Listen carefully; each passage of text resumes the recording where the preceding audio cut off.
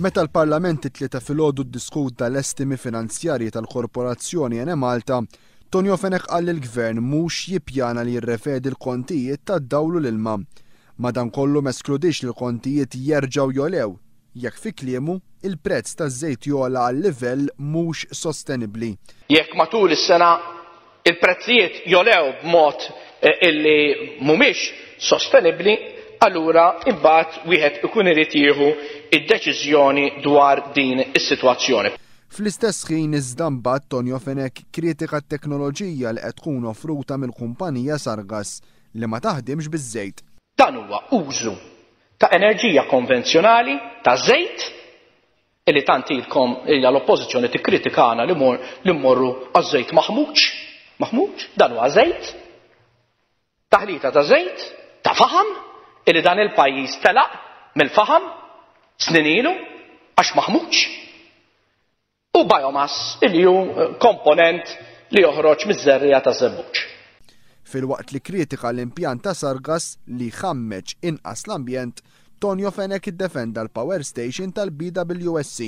Estensjoni qed issir skont l-aqwa standards ambjentali Ewropej. Irrid ngħid illi minkejja retorika partiġjana dan il-Gvern jemmen huwa kommess ambjentalment lejn pajjiżna fis-settur tal-enerġija. Tonio Fenech ma weġibx għat-talba li għamel id-deputat nazzjonalista Jean-Pierre Farrugia biex jispjega li l-interkonnektor ma' Sqallija mhux se jkun lest qabel l-elezzjoni li jmiss. Tonio Fenech tkellem dwar il-pipeline tal-gass li mhux ser ikun lest qabel l-2014. Nerġa' nenfasizza, il-gass mhuwiex soluzzjoni immedjata.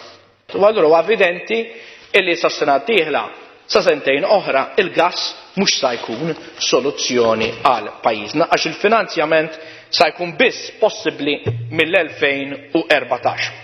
Il-kelliem ewlieni Laburista Marlene Farrugia staqsit lill gvern kif wieħed jista' jiddiskuti l-estimi tal-korporazzjoni meta l-dawn l-aħħar sentejn ma kinux ippubblikati l-accounts.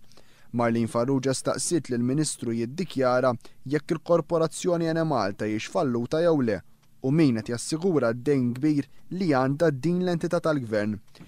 Il-kelliem ewlieni Laburista Michael Farrugia qal li l-Gvern ma jistax jitwemmen dwar il-politika tal-enerġija l-futur u dan għaliex fl-aħħar snin biddel l-istess politika tiegħu u mara l-heavy fuel oil.